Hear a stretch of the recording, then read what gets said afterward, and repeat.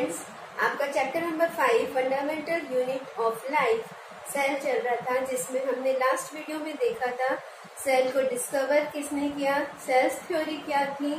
इसके अलावा हमने सेल के पार्ट्स देखे, जिसमें हमने सेल मेम्ब्रेन का फंक्शन देखा, किस तरह से सब्सटेंस और वाटर का ट्रांसपोर्टेशन हो रहा था अक्रॉस द सेल मेम्ब्रेन। हमने डिफ्यूजन पढ़ा, ऑस्मोसिस पढ़ा। ऑस्मोसिस में भी हमने देखा कि अगर सेल को हम डिफरेंट ऑस्मोटिक सॉल्यूशंस में रखते हैं तो क्या फर्क पड़ता है, सेल पे क्या चेंजेस सेल्स में देखे जाते हैं। आज हम शुरुआत करेंगे सेल्स ऑर्गेनेल्स की, और सेल ऑर्गेनेल्स के बाद में हम देखेंगे difference between prokaryotic and eukaryotic cell and animal cell and plant cell. तो let's begins with the cells organelles.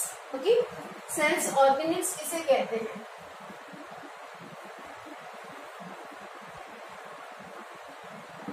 Organelles जो होते हैं ये सेल में पाए जाने वाले छोटे छोटे स्ट्रक्चर्स हैं जो इंडिपेंडेंटली वर्क कर सकते हैं, फंक्शन कर सकते हैं, और इनका फंक्शन इन कंट्रीब्यूशन करता है toward the function of cell. तो ये एक सेल के लिए फंक्शन कर रहे हैं और जिससे सेल अपना कंप्लीट परफॉर्मेंस दे पाता है। ठीक है, आपने प्रीवियस क्लास में भी पढ़े होंगे, जैसे कि माइटोकॉन्ड्रिया है, एंडोप्लाज्मिक रेटिकुलम है, प्लास्टिड्स है, ये कुछ सेल्स ऑर्गेनेल के एग्जाम्पल है। यहाँ पर हम थोड़ा उसी को ही इलेबोरेट फॉर्म में पढ़ेंगे। तो let's begin with the first cell organelle that is associated with nucleus. Nucleus के साथ जो प्रेजेंट है या न्यूक्लियस के पास जो प्रेजेंट है वो है एंडोप्लाज्मिक रेटिकुलम। तो सबसे पहला हम पढ़ रहे हैं endoplasmic reticulum.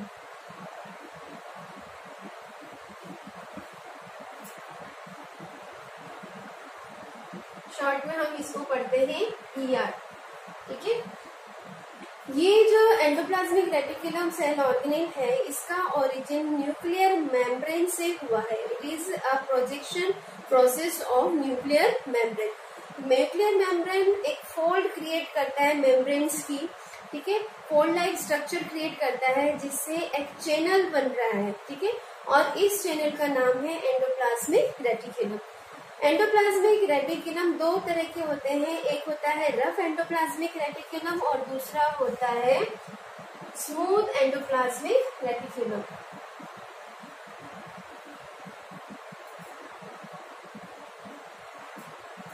Rough endoplasmic and smooth endoplasmic reticulum. Nucleus में आपको मैंने बताया था कि दो चीजें पाई जाती है, तो क्रोमेटिन फाइबर जो डीएनए के बने हुए होते हैं और दूसरा न्यूक्लियोलस। न्यूक्लियोलस का काम होता है राइबोसोम्स का फॉर्मेशन करना। अब जब राइबोसोम्स का फॉर्मेशन कर रहा है तो क्या वो राइबोसोम न्यूक्लियस नहीं रहेंगे? नहीं, वो ट्रांसपोर्ट होंगे और बाहर साइटोप्लाज्म में मूव करेंगे। जब ये साइटोप्लाज्म में जाते हैं तो सबसे पहले ये ER पे जाते हैं और ER पे अटैच हो जाते हैं। तो जिस ER की सरफेस पे अटैच होते हैं उस सरफेस को ये रफ अपीयरेंस देते हैं, और इसी रफ अपीयरेंस के कारण इनका नाम पड़ा है रफ एंडोप्लाज्मिक रेटिकुलम। ठीक है, और जिन सरफेस पे अटैच नहीं होते उनकी सरफेस स्मूथ अपीयर होती है, इसलिए इनका नाम पड़ा है स्मूथ एंडोप्लाज्मिक रेटिकुलम। क्लियर है इतनी बात? अब इन दोनों का फंक्शन क्या होगा? नॉर्मल सी बात है, इसमें राइबोसोम्स प्रेजेंट है तो ये किस प्रोसेस में हेल्प करेगा?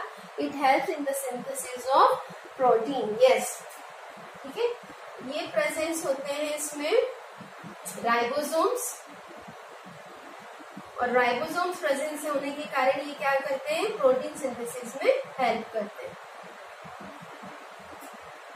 ओके, अब हम स्मूथ की बात करते हैं। स्मूथ में राइबोसोम्स प्रेजेंट नहीं होते, इसलिए यहाँ पर ज्यादातर लिपिड एंड फैट का सिंथेसिस होता है।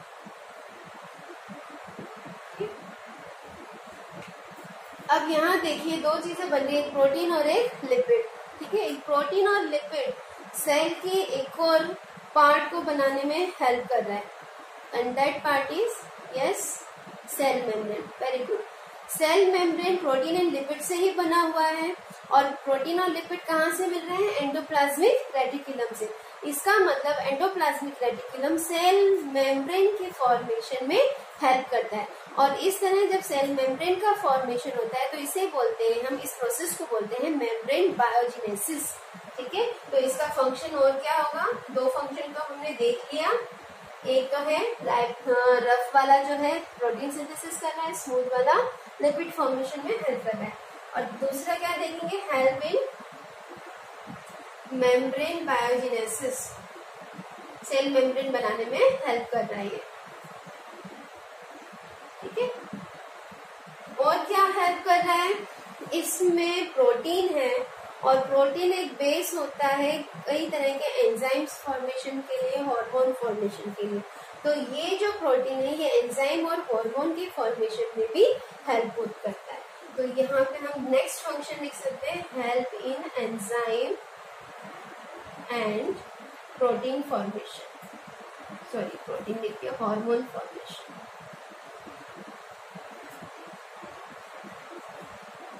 ठीक है, ये जो प्रोटीन और लिपिड है वो कहाँ यूज हो रहे हैं, एंजाइम्स और हार्मोन के सिंथेसिस में यूज हो रहे हैं। फिर इसके अलावा जो इसकी चैनल लाइक जो अपीयरेंस है, ठीक है, इस चैनल लाइक अपीयरेंस के थ्रू ये अपने अंदर बने हुए सब्सटेंसेस का ट्रांसपोर्टेशन करता है towards the other sales organism. तो एक चैनल क्रिएट करता है for the transportation of material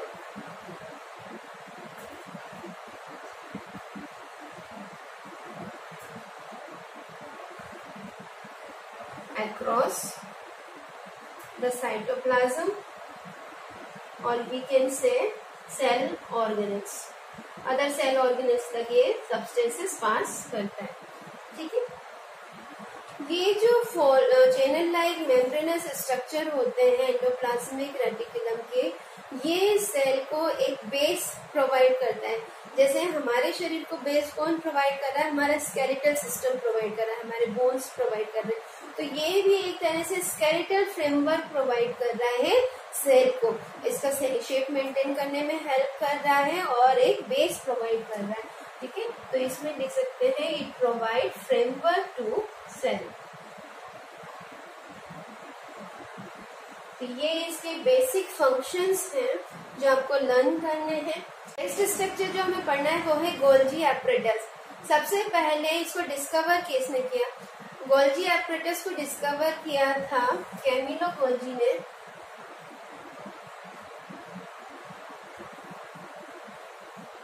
और उन्हीं के नाम से इनका नाम पड़ा है गोल्जी एपरेटस।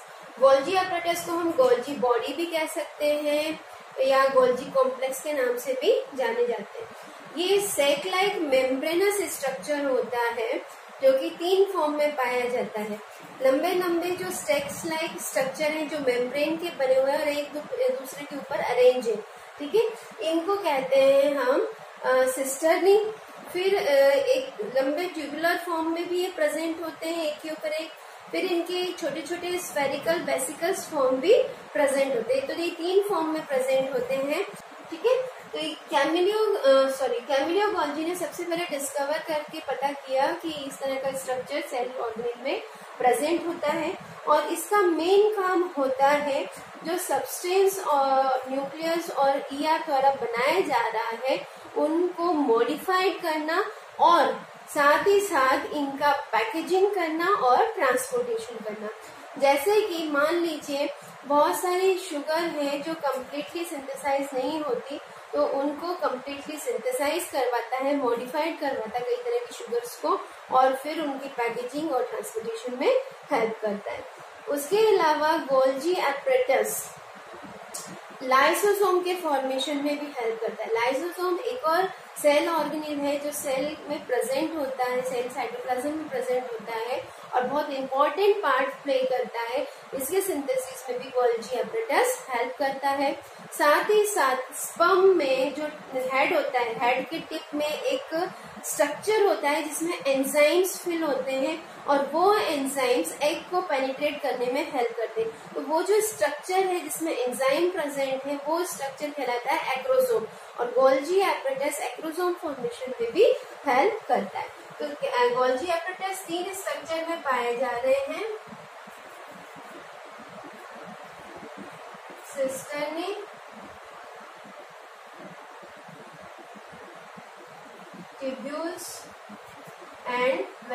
सेल्स। इनका फंक्शन अगर हम देखें तो मेन फंक्शन होता है modification,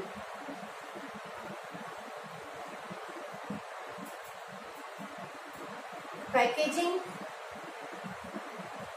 and transportation of substances.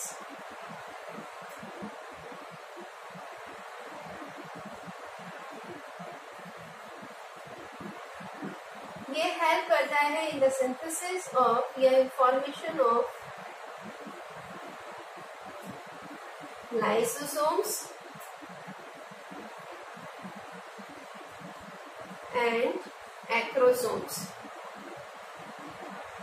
Lysosome में भी एंजाइम प्रेजेंट होते हैं, एक्रोसोम में भी एंजाइम प्रेजेंट होते हैं। ये दोनों स्ट्रक्चर कौन फॉर्म करता है? गोल्जी एपिडल, जो कि खुद एक सेक लाइक स्ट्रक्चर है। नेक्स्ट जो है वो है माइटोकॉन्ड्रिया। माइटोकॉन्ड्रिया को कॉमनली कहा जाता है power house of the cell. Power house of the cell क्यों कहा जाता है? एक बार इसका स्ट्रक्चर देख लेते हैं। ये रॉड लाइक स्ट्रक्चर में होता है, मेम्ब्रेनस डबल लेयर का मेम्ब्रेन होती है इसकी।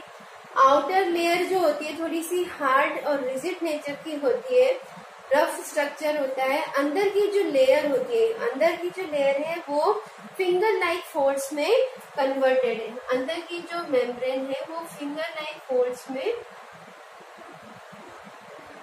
अरेंज है इस तरह से, ठीक है। और ये जो फिंगर लाइक प्रोजेक्शन के बीच में जो मैट्रिक्स मटेरियल फिट है उसको हम कहते हैं मैट्रिक्स। ये तो हो गया इसका मैट्रिक्स। ये जो फिंगर लाइक फोल्ड्स होते हैं इसको कहते हैं क्रिस्टे, ठीक है।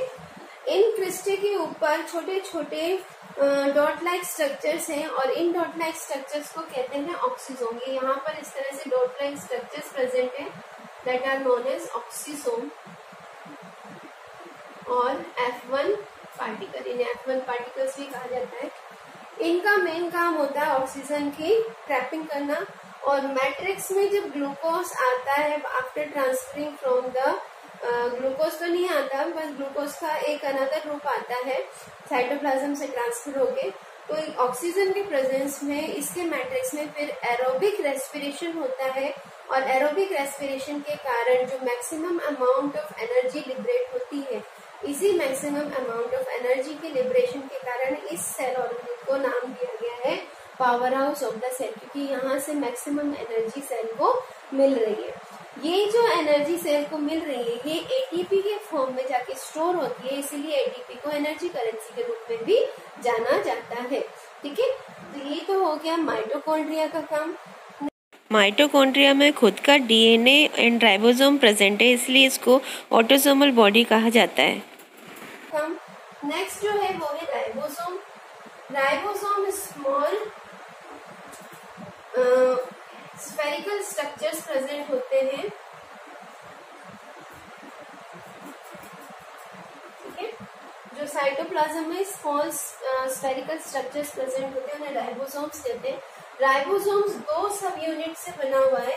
एक सब यूनिट होती है लार्ज सब यूनिट और दूसरी होती है स्मॉल सब यूनिट,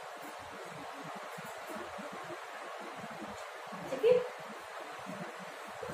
हम प्रोकैरियोटिक और यूकैरियोटिक का जब डिफरेंस पढ़ेंगे तो राइबोसोम्स के बारे में भी उसमें देखेंगे कि अलग अलग तरह के राइबोसोम्स दोनों में प्रेजेंट है अकॉर्डिंग टू देयर सब यूनिट्स।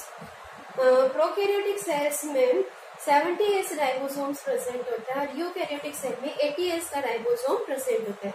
राइबोसोम की जो दो सब यूनिट है इसके बीच में मैसेंजर आरएनए प्रोटीन सिंथेसिस का काम करता है। तो मेन काम राइबोसोम का होता है प्रोटीन सिंथेसाइज करवाना, ठीक है। मेन फंक्शन इसका क्या होगा? Help in protein synthesis. अब प्रोटीन सिंथेसिस में हेल्प कर रहा है, इसीलिए इसको कॉमनली नोन करते हैं। इसको कॉमनली क्या बोला जाता है? Protein factory of cell.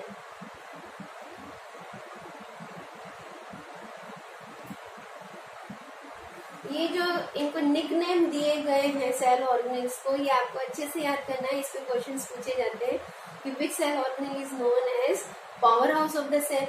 ये आपको पता है, माइटोकॉन्ड्रिया। फिर ऐसे ही प्रोटीन फैक्ट्री किसको कहा जाता है, राइबोसोम्स को कहा जाता है। तो कुछ इस निकनेम है जो आपको याद रखने हैं। फिर नेक्स्ट है वैक्यूल। वैक्यूल अगेन होलो सेटेलाइट स्ट्रक्चर्स है और इनका मेन काम होता है जो सेल में वेस्ट मटेरियल प्रोड्यूस हो रहा है, जो बाई प्रोडक्ट्स प्रोड्यूस हो रहे हैं, उनको स्टोर करना और फिर सेल के बाहर इनका एक्सपोर्टेशन कर देना, एक्सपोर्ट कर देना, इनको मतलब एक्सक्रीट आउट कर देना। ठीक है, तो waste material, excessive water, salts, amino acids जो हमारे सेल को जरूरी नहीं है, यूरिया जो भी फॉर्मेशन हो रहा है, जो भी वेस्ट प्रोडक्ट है वो इस वैक्यूल्स के द्वारा स्टोर किए जाते हैं और फिर सेल के बाहर एक्सपेल आउट कर दिए जाते हैं। ठीक है, इसके अलावा कुछ यूनिसेलुलर ऑर्गेनिज्म में जो वैक्यूल है ये फूड के इंजेक्शन में भी हेल्प करता है, फूड वैक्यूल का फॉर्मेशन करके, जैसे कि अमीबा वगैरह हो गया, उसमें इंजेक्शन फूड वैक्यूल के थ्रू होता है, वहीं पे डाइजेशन एंड एब्जॉर्प्शन का वर्क किया जाता है और फिर इसी वैक्यूल के थ्रू एक्सक्रीशन तो नहीं कहेंगे, इजेशन का काम होता है। ठीक है, तो ये तो हो गया वैक्यूल्स के फंक्शन। अब हम बात करते हैं प्लास्टिड की। नॉर्मली प्लास्टिड जो है प्लांट सेल में ही पाया जाता है, एनिमल सेल में ये एब्सेंट होता है। ठीक है, प्लास्टिड के 3 पार्ट्स होते हैं। एक होता है क्रोमोप्लास्ट, दूसरा होता है क्लोरोप्लास्ट और तीसरा होता है ल्यूकोप्लास्ट।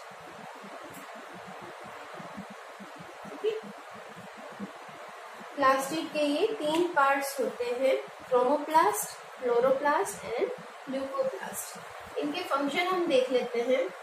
क्रोमोप्लास्ट जो है ये फ्लावर्स को, फ्रूट्स को, वेजिटेबल्स को या फिर ऐसे लीफ जिनका कलर ग्रीन नहीं होता उनको कलर प्रोवाइड करता है क्रोमोप्लास्ट, क्योंकि इसमें different kinds of pigments present होते हैं जो कलर डिफरेंट प्रोवाइड करते हैं। क्लोरोप्लास्ट में क्लोरोफिल पिगमेंट प्रेजेंट होता है। Chlorophyll pigment is for green colour and green colour of leaf is due to the presence of chlorophyll. ठीक है, अब क्लोरोफिल प्रेजेंट है तो इसका मतलब फोटोसिंथेसिस की मेन साइड जो है वो है क्लोरोप्लास्ट। क्लोरोप्लास्ट में फोटोसिंथेसिस हो रहा है, फूड का प्रोडक्शन हो रहा है प्लांट के लिए, इसीलिए इसको हम kitchen of the plant cell के नाम से जानते हैं। इसको हम क्या कहते हैं, kitchen of the plant cell.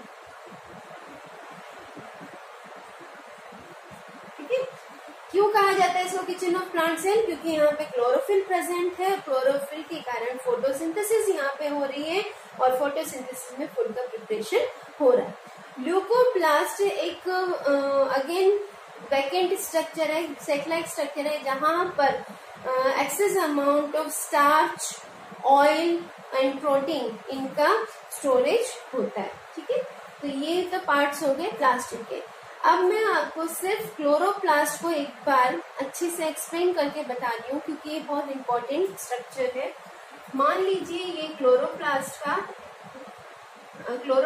है, तो यहाँ पर इस तरह के स्टेक लाइक स्ट्रक्चर्स प्रेजेंट होते हैं जो सब एक दूसरे से कनेक्टेड होते हैं। ठीक है, और ये जो स्टेक लाइक स्ट्रक्चर है ये एक मैट्रिक्स में प्रेजेंट होते हैं।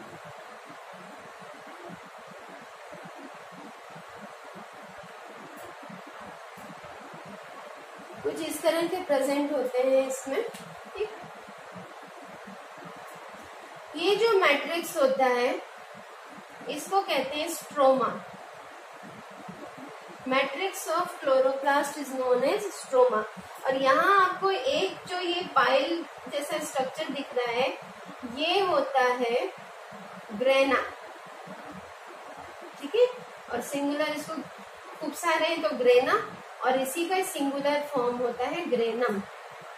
ठीक है, एक को ग्रेनम कहते हैं और बहुत सारे जो स्टेक लाइक स्ट्रक्चर है बहुत सारे ग्रेनम होंगे तो ग्रेना कहलाएंगे।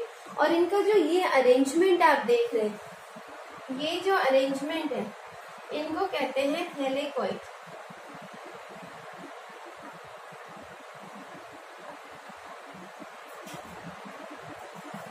इन थैलेकॉइड में क्लोरोफिल प्रेजेंट होता है।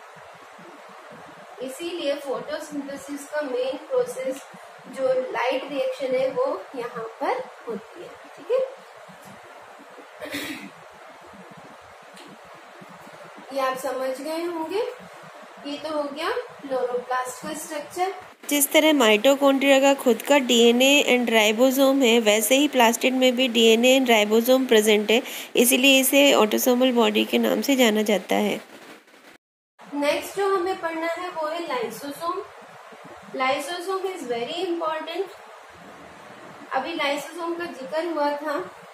लाइसोसोम कौन बनवा रहा है, कौन हेल्प कर रहा है इनके फॉर्मेशन में? Golgi apparatus. Very good. Golgi apparatus lysosome के फॉर्मेशन में हेल्प कर रहे हैं। लाइसोसोम स्फेरिकल स्ट्रक्चर्स है, छोटे छोटे स्फेरिकल स्ट्रक्चर है, साइटोप्लाज्म में प्रेजेंट है और इनमें हाइड्रोलिटिक एंजाइम्स प्रेजेंट होते हैं। देख, इट कंटेन हाइड्रोलिटिक एंजाइम्स और ये एंजाइम्स क्या करते हैं? ये ईट करते हैं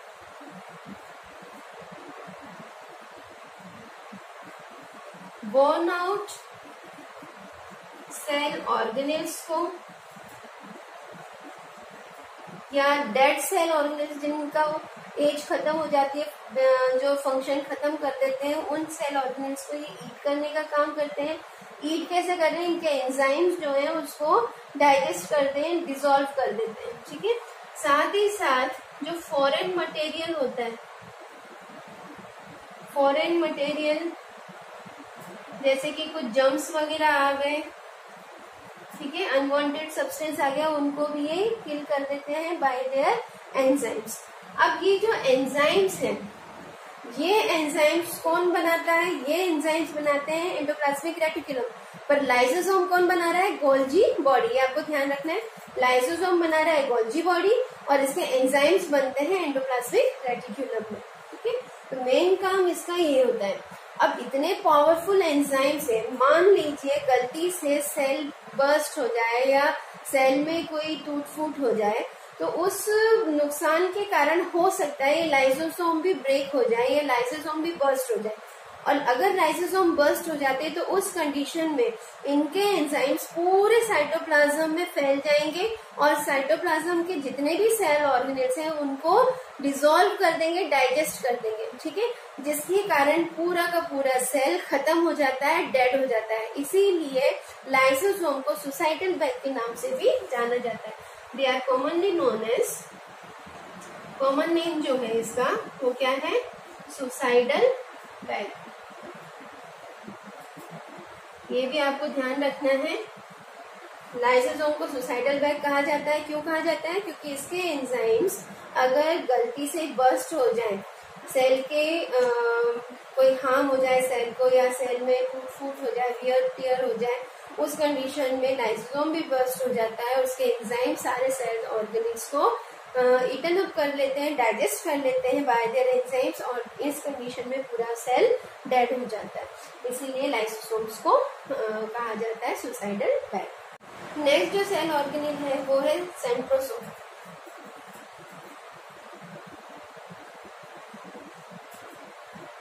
सेंट्रोसोम इस तरह के 3 और 4 फिलामेंट स्ट्रक्चर में अरेंज रहते हैं और they are found near the nucleus. ये स्ट्रक्चर भी न्यूक्लियस के पास पाया जाता है। मेन काम क्या होता है? ये मेन काम करता है सेल डिवीजन के टाइम ओनली। ठीक है, इसका मेन काम होता है सेल डिवीजन के टाइम। सेल डिवीजन के टाइम ये स्पिंडल फॉर्मेशन करता है, स्पिंडल फाइबर का फॉर्मेशन करता है। स्पिंडल फाइबर क्या होता है? अब हमें पता है जब सेल डिवाइड होता है तो सबसे पहले न्यूक्लियस डिवाइड होगा, उसके क्रोमोसोम्स डिवाइड होंगे। क्रोमोसोम्स जब डिवाइड होते हैं तो हाफ में डिवाइड होके दोनों सेल्स में बराबर बढ़ जाते हैं। अब इनको मूव कौन कराएगा? क्या ऐसी चीजें हैं जब ये मूव करेंगी तो इनको मूवमेंट कराने के लिए स्पिंडल फाइबर का यूज होता है। स्पिंडल फाइबर इनके बीच वाले हिस्से सेंट्रोमियर पे जाके अटैच कर लेता है इनको और फिर इनका मूवमेंट टुवर्ड्स द पोल कराता है, अपने अपने पोल्स की तरफ ही मूव करने लग जाते हैं, जिसके कारण इनका सेपरेशन हो जाता है। तो ये जो स्पिंडल फॉर्मेशन करवा रहा है, ये कौन करवा रहा है? सेंट्रोसोम करवा रहा है। इसका फंक्शन एक ही है, help in spindle fibre formation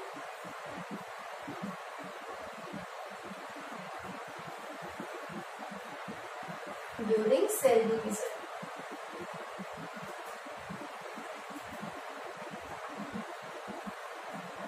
next जो हमें पढ़ना है वो है difference between prokaryotic and eukaryotic. Actually ये पहले ही करा देना चाहिए, पर आपको सेल ऑर्गेनेल्स पहले बताना जरूरी थे ताकि आप थोड़ा उनको जान पाओ, और फिर डिफरेंस अगर हम करेंगे तो आपको समझ में जल्दी आ जाएगा। ठीक है, प्रोकैरियोटिक की बात करें, प्रो मतलब होता है प्रिमिटिव एंड यू मतलब होता है एडवांस नेचर का। ठीक है, तो प्रोकैरियोटिक जो होते हैं सेल, ये प्रिमिटिव नेचर के होते हैं, और ये कैसे होते हैं, एडवांस होते हैं। अब क्या मतलब है प्रिमिटिव का, क्या मतलब है एडवांस का। ठीक है, अगर मैं इनको बायफर्केट करूं तो पहले तो आप समझ लो, प्रो मतलब primitive, Cairo word is use for nucleus. ठीक है, पुराने टाइप का न्यूक्लियस। एक्चुअली पुराने टाइप का न्यूक्लियस जैसा नहीं दिखता था जो आज के टाइम के सेल में दिख रहे हैं, वो कुछ और ही दिखता था, इसलिए प्रिमिटिव न्यूक्लियस इन्हें नाम दे दिया गया प्रिमिटिव सेल के लिए।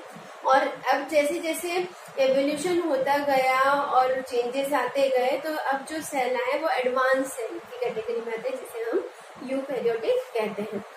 जब अर्थ पे लाइफ का एग्जिस्टेंस शुरू हुआ था तो उस समय कुछ बेसिक कंपाउंड्स को मिलाकर सेल का फॉर्मेशन हुआ था। उस समय न सेल में इतने ऑर्गेनिल्स पाए जाते थे, न कोई फर्दर इस तरह का वेल एडवांस सब्सटेंस था, पार्ट था, जिससे कि सेल अपना फंक्शन पूरा कर सके। तो कुछ बेसिक चीजें प्रेजेंट रहती थी, उन्हीं को ही वो सेल अपने फंक्शन के लिए यूज करता था। पर जैसे जैसे एवोल्यूशन होता गया, चेंजेस आते गए, तो कई डिफरेंट सेल ऑर्गेनेल्स भी इवॉल्व हुए जो कि फर्दर बेस्ट तरीके से अपना फंक्शन कैरी आउट करने लगे। तो इसीलिए ये नाम दे दिया गया है प्रोकैरियोटिक एंड यूकैरियोटिक। अब डिफरेंस क्या था दोनों के बीच में हम देख लेते हैं। सबसे पहली बात तो न्यूक्लियस की ही डिफरेंस की आती है। तो प्रोकैरियोटिक में जो न्यूक्लियस था वो एब्सेंट था। जो प्रॉपर न्यूक्लियस आज के टाइम में आप जिसे न्यूक्लियस बोल रहे हो, वो न्यूक्लियस यहाँ पे नहीं था। ठीक है, तो इसलिए हम कहते हैं न्यूक्लियस एब्सेंट था। और इसमें यूकैरियोट में न्यूक्लियस हम देख रहे हैं, इसलिए न्यूक्लियस प्रेजेंट है। ठीक है, तो न्यूक्लियस नहीं था तो क्या था, सब न्यूक्लियस में मैंने आपको बताया था क्रोमेटिन फाइबर होते हैं जो डीएनए के बने हुए होते हैं। डीएनए जेनेटिक मटेरियल है, जेनेटिक मटेरियल तो हर एक सेल में प्रेजेंट होता है, वो भी मैंने आपको पहले बताया था। तो ऐसे ही प्रोकैरियोट में जेनेटिक मटेरियल तो प्रेजेंट था, पर वो न्यूक्लियोइड की फॉर्म में था। यहाँ पे न्यूक्लियस की जगह न्यूक्लियोइड दिखता था। ठीक है, एक गुच्छे जैसे जेनेटिक मटेरियल के दिखते थे न्यूक्लियोइड, वो प्रेजेंट था। यहाँ पे न्यूक्लियोइड एब्सेंट है।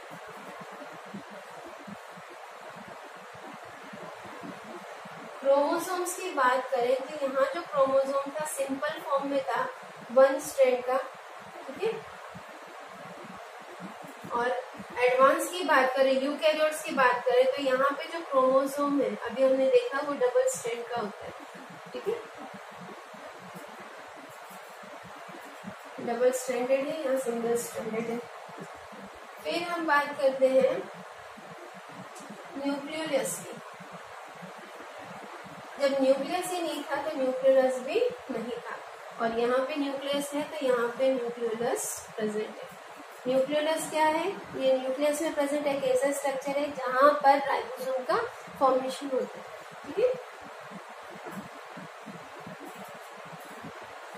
राइबोसोम की अगर हम बात करें तो अभी मैंने आपको बताया था जो प्रोकैरियोट्स होते हैं पहले के टाइम में simple form of ribosome present था, दैट मीन्स 70S टाइप का राइबोसोम प्रेजेंट था। अब एडवांस सेल्स में जो राइबोसोम है वो भी एडवांस हो गया है और ये 80S का प्रेजेंट है। साइज की अगर हम बात करें, अब प्रिमिटिव सेल्स थे, छोटे छोटे ही होंगे, तो इनका साइज करीबन 1 माइक्रोन से 10 माइक्रोन के बीच में पाया जाता था। ठीक है, और यहाँ पे यूकैरियोट्स की बात करें तो यूकैरियोट्स का तो 10 से जो शुरुआती होती है 10 माइक्रोन से, और इसके बाद तो ये फर्दर और भी बहुत लंबे लंबे हैं। जैसे नर्व सेल आपने देखा तो बहुत लंबा सेल होता है, तो हम इसको 1000 तक लिख लेते हैं अभी फिलहाल। 10 से लेकर 100 या 1000 माइक्रोन तक प्रेजेंट है। इसको हम या तो माइक्रोन भी कह सकते हैं या फिर माइक्रोमीटर के नाम से भी बोल सकते हैं। ठीक, नेक्स्ट जो पार्ट है वो क्या है? न्यूक्लियस हो गया, क्रोमोसोम हो गया, न्यूक्लियस हो गया। हाँ, अब सेल ऑर्गेनेल्स तो प्रेजेंट है नहीं, तो यहाँ पे प्रोकैरियोट में लिखेंगे membrane bounded.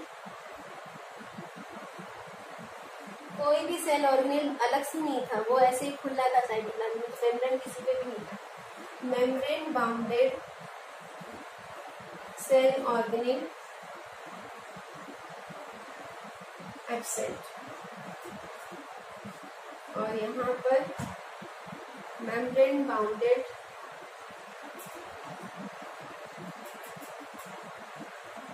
Cell organelle present.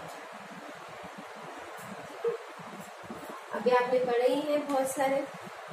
अगर हम स्ट्रक्चर ड्रॉ करें तो एक सिंपल सेल होता था जिसमें कुछ क्रोमोसोम जो है ओपन दिखाई पड़ते थे, कुछ एक वैक्यूल वगैरह रहते थे, जैसे कि अमीबा में देखा होगा, पर अमीबा में तो न्यूक्लियस होता है, वो इसका उसमें नहीं है। सिंपल बैक्टीरिया जो माइक्रो ऑर्गेनिजम्स हैं वो इसकी कैटेगरी में आते हैं। यूकैरियोटिक की बात करें तो यूकैरियोटिक आपने अभी देखा, उसमें न्यूक्लियस भी प्रेजेंट है, एंडोप्लाज्मिक रेटिकुलम भी प्रेजेंट है, माइटोकॉन्ड्रिया भी प्रेजेंट है, राइबोसोम्स भी प्रेजेंट है, बहुत सारे सेल्स स्ट्रक्चर्स इसमें प्रेजेंट होते हैं। Plant cell and animal cell में अब हमें डिफरेंस देखना है। नॉर्मली आप लोग प्लांट और एनिमल सेल में जो बेसिक डिफरेंस बताते हो वो क्या क्या होता है? पहला तो सेल वॉल का, प्लांट सेल में सेल वॉल प्रेजेंट होती है, एनिमल सेल में नहीं होती है। दूसरा आप लोग बताते हो प्लास्टिड का, कि भाई प्लांट सेल में प्लास्टिड प्रेजेंट है, एनिमल सेल में प्लास्टिड प्रेजेंट नहीं होता। अब सेल वॉल प्रेजेंट है प्लांट सेल में, तो इसकी जो साइज है वो फिक्स्ड है, शेप जो है इसका फिक्स्ड है, वो चेंज नहीं होता। पर एनिमल सेल के जो शेप है वो अलग अलग है, क्योंकि इसमें सेल वॉल प्रेजेंट नहीं है। कुछ ऐसे ऑर्गेनिज्म होते हैं एनिमल्स में जो अपना शेप चेंज भी कर सकते हैं, जैसे अमीबा हो गया, तो अमीबा अपना शेप भी चेंज कर सकता है due to the absence of cell wall. ठीक है, और क्या आप देखते हैं, जैसे वैक्यूल से प्लांट सेल में सेंट्रल वैक्यूल पाया जाता है जो कि बहुत बड़े साइज का होता है। लगभग 50 से 90% जो सेल का पार्ट होता है वो इसी वैक्यूल द्वारा ऑक्यूपाइड रहता है। और अच्छा, मैं आपको वैक्यूल में भी इसको थोड़ा रिमेम्बर कराना भूल गई। वैक्यूल में प्लांट सेल की बात करें तो जैसे 50 to 90% पार्ट जो है सेल का वो वैक्यूल द्वारा ऑक्यूपाइड है, इसीलिए जो प्लांट सेल है वो लाइट वेट का होता है। और ये जो वैक्यूल होता है, लार्ज साइज का वैक्यूल होता है, ये प्लांट सेल को एक बायोएंसी प्रोवाइड करता है, ये फ्लोटिंग नेचर प्रोवाइड करता है, जिससे वो हवा में या वाटर में आसानी से फ्लोट कर सके, लाइट वेट का हो सके। ठीक है, तो कुछ ऐसे ही बेसिक डिफरेंसेस है वो हम देख लेते हैं। तो सबसे पहला तो हम सेल वॉल का ही देखते हैं। प्लांट सेल में सेल वॉल प्रेजेंट होता है और एनिमल में सेल वॉल एब्सेंट होता है। यहाँ पर हम देखें तो प्लास्टिड प्रेजेंट होते हैं,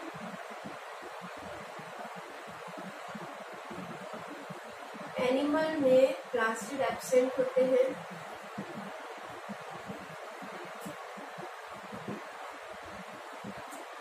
इसमें जो शेप है वो फिक्स्ड है और इसका शेप नॉट फिक्स्ड।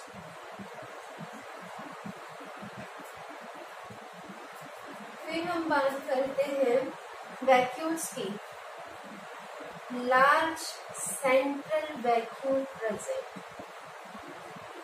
मैं यहाँ सेंट्रल जो बोल रही हूँ किसी पर्पस के लिए बोल रही हूँ, मैं बताती हूँ। Large central vacuole is present. अगर इसमें वैक्यूल वैसे तो एब्सेंट होते हैं, ठीक है, but if present it is of small size. अगर है तो बहुत ज्यादा स्मॉल साइज के। ठीक है, अब प्लांट सेल में जो वैक्यूल है वो सेंट्रल में प्रेजेंट है, तो इसका न्यूक्लियस कहाँ जाएगा? न्यूक्लियस साइड में चला जाएगा, जिसे हम बोलते हैं पेरिफेरली। ठीक है। तो यहाँ का जो न्यूक्लियस होता है प्लांट सेल का वो पेरिफेरी पे, न्यूक्लियस इज लोकेटेड पेरिफेरल, ठीक है। और यहाँ जो न्यूक्लियस होता है वो सेंट्रली लोकेटेड होता है।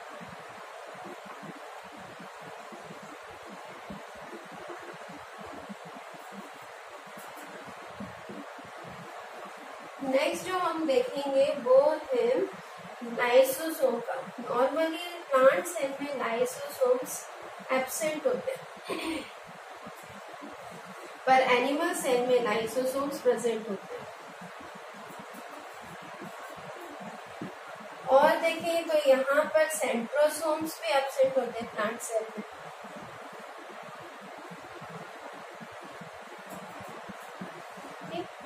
और एनिमल सेल में सेंट्रोसोम्स प्रेजेंट होते हैं।